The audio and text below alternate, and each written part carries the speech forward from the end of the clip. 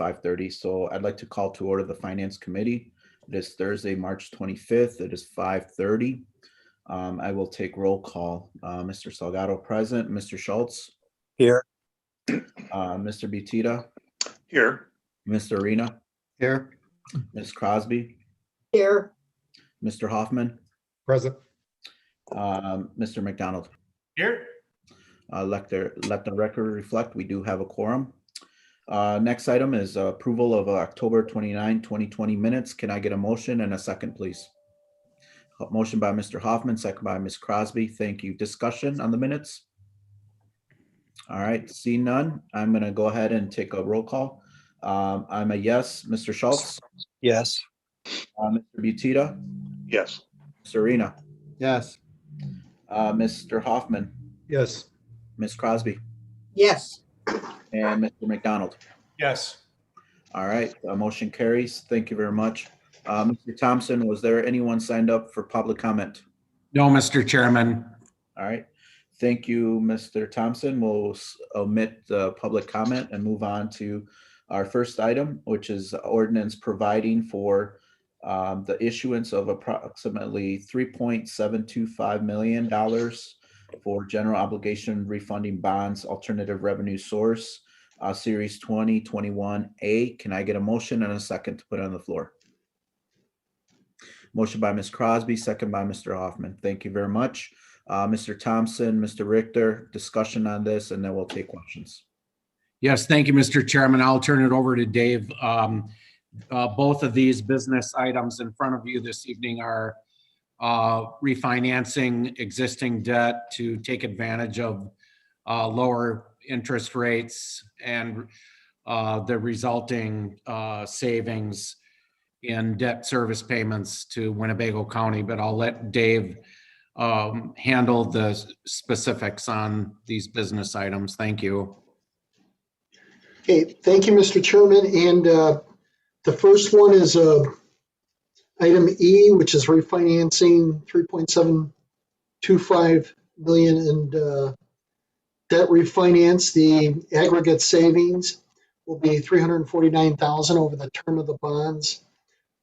And we're going from a 3%, and we're getting a premium, which has given us a true interest rate of 1.32% on that money. That's the savings on that.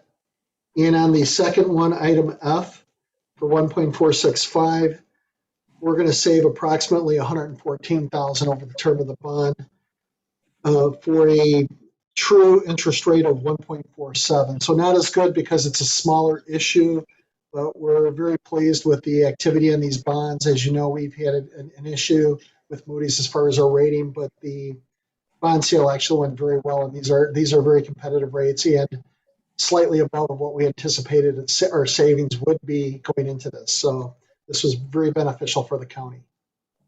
Thank you. Questions from the committee? I do have a question, Mr. Richter.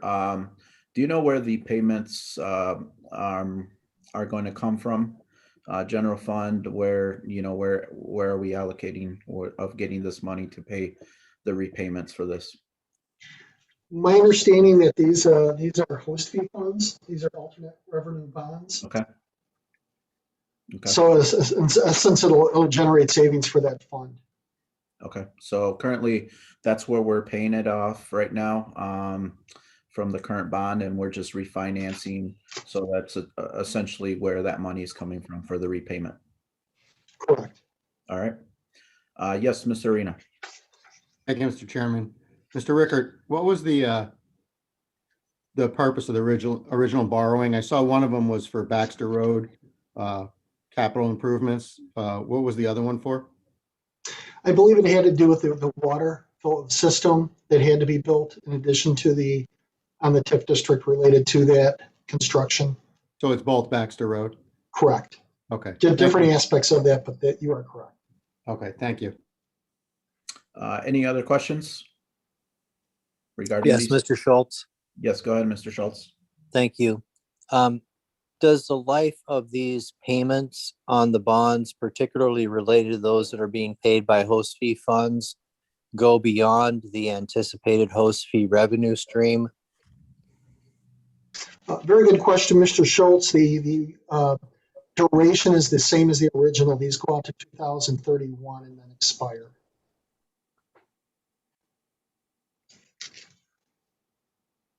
Okay.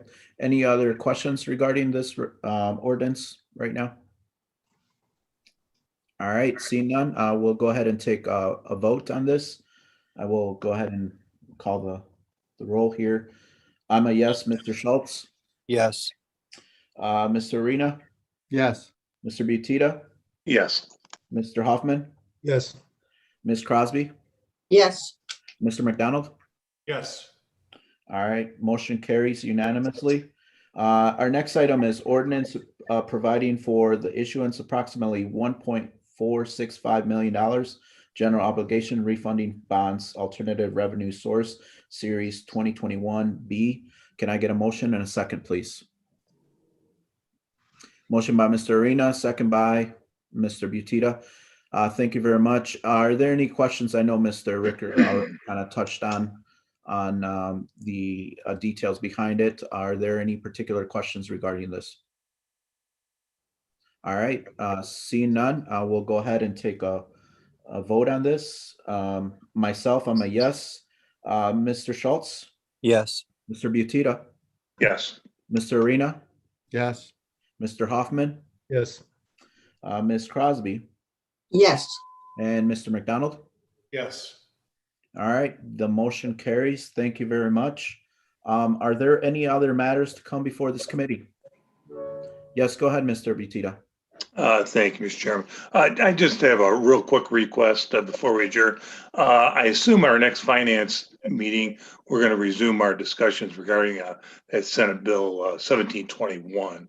So a large part of that bill related to the trustee program.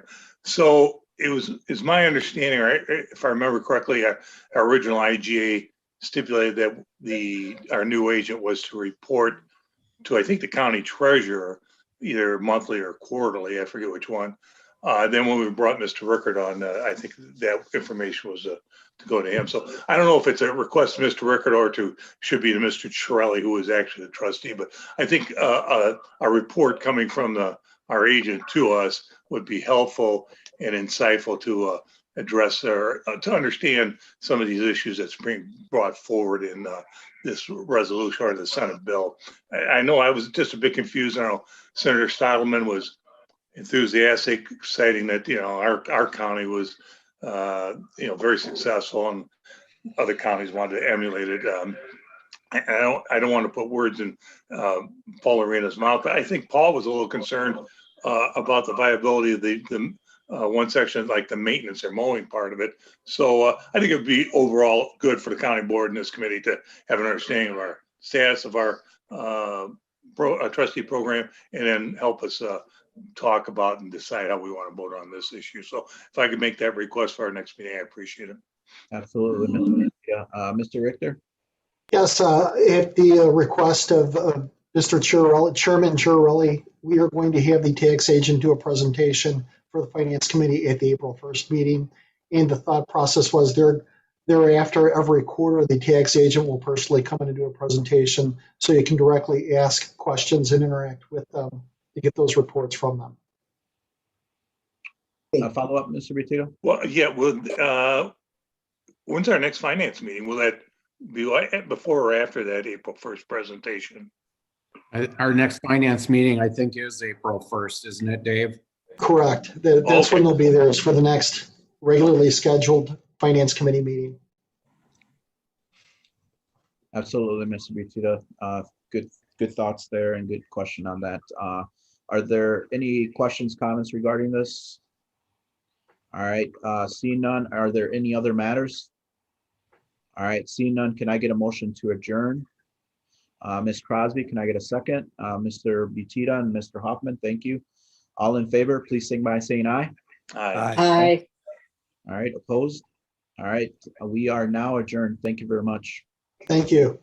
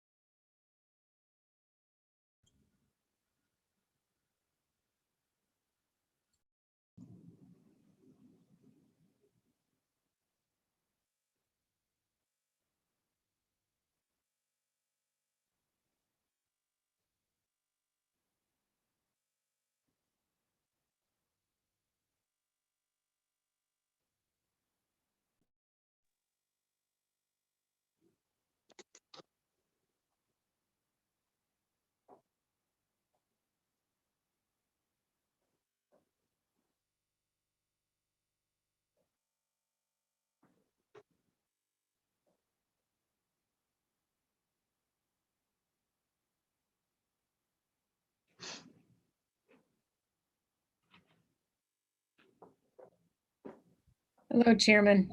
Hi, how are you, Dr. Martell? Doing well. Good. Every day we just kind of chip away at it. I know. I was having Zoom difficulties. It wouldn't let me on. Yeah, I Strange. I was a little late and I didn't realize, yeah, that meeting was pretty quick. So, and I didn't know if we should stay on the same link or not. Yeah, that's the only link I have too, is the same one, so.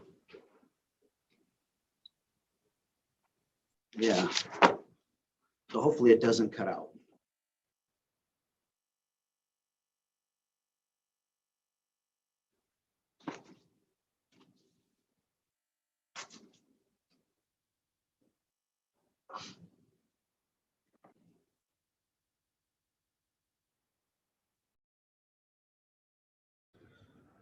Hello, Dr. Martell. Sorry about that. I'm typing on my other screen, so I have to go back to my unmute button. Quick question for you. I noticed Crusader Clinic got some grants for the COVID relief, about $9 million, I want to say. Do we know, if there are other organizations that kind of are getting similar money for that maybe we can, join forces to see how we can tackle some of these expenditures? I know some of these individuals could use those monies for their own particular projects, whatever they're trying to do based on their guidelines.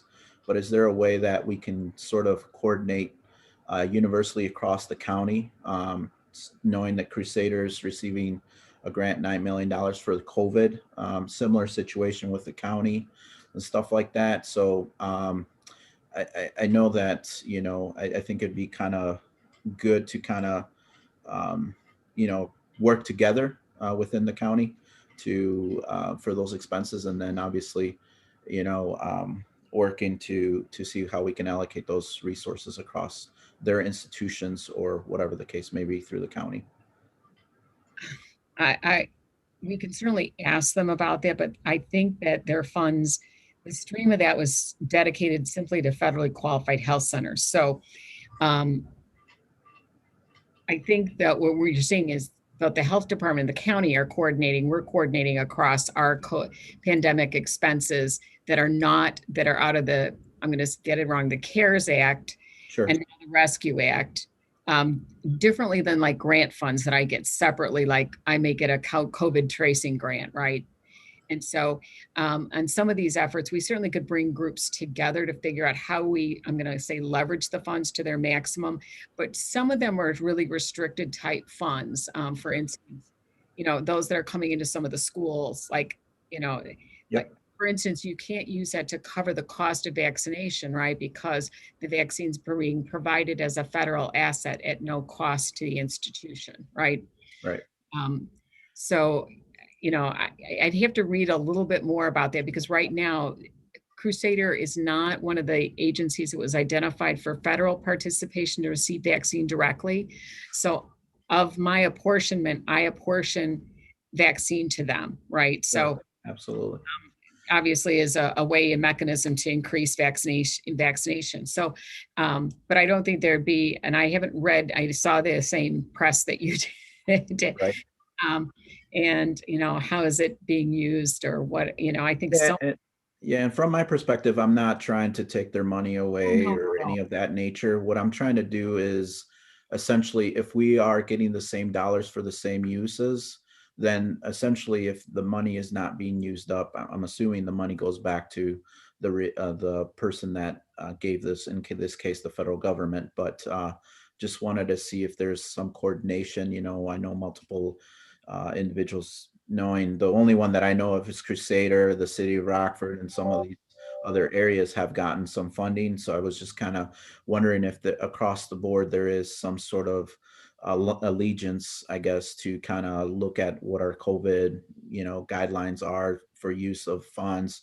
So we're not obviously, doing the same thing, trying to pay, or reimburse ourselves for particular expenditures that, obviously if they don't get used up, they're sent back to, I would assume, the federal government. So on this is, in And this, I don't know how much we can even see except voluntarily. And I can certainly reach out to them and set, if they would have some time to set and, talk with us about, I don't, again, it's hard because they're coming through different channels. sure, Like even the school systems, and obviously we're looking at the Rescue Act now coming.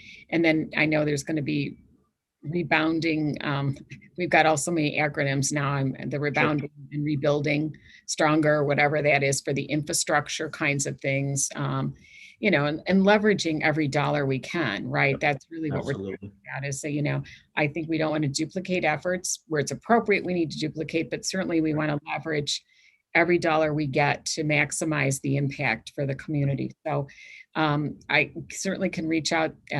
They were not on the policy call this morning. Usually, sometimes I'll, when we do our medical call, we'll get some additional information on that. And I've not seen anything coming from the health systems either, but I don't know if we'll see that necessarily. And I can ask Jim, and I know I saw Mr. Rickard, Dave Rickard is on there. I don't know if they get to see something on a big site someplace where they can see every wardie and what they're receiving, but I'll ask our finance person if that's something that's viewable. Yeah, and it's just a thought, across the board, is kind of trying to see if there is some synergy out there between all, the institutions that are receiving funds. It's kind of like the same thing with the vaccine. I know that the federal government is partnered with Walgreens, CVS, and some of those. And so it makes it very difficult from your perspective, to manage that. So just, some collaboration would be great on that in this instance, but Yeah, yeah. I know. So I it's mean, just a thought. Yeah. Oh yeah, because I think again, so many times we just have to leverage every dollar we get so that, and sometimes we have to look and see, most of these are coming in with, I'm going to say, strange spending cycles as well. I just, like, we got a no cost extension on the contact tracing grant. Well, you still have bodies in the positions, you have to carry them, you have to go through that process, and you have some vacancy and turnover, Sure. but there's, yeah. All right. Well, yeah, we'll see what happens. I appreciate it. Thank you, Dr. Martell. No problem.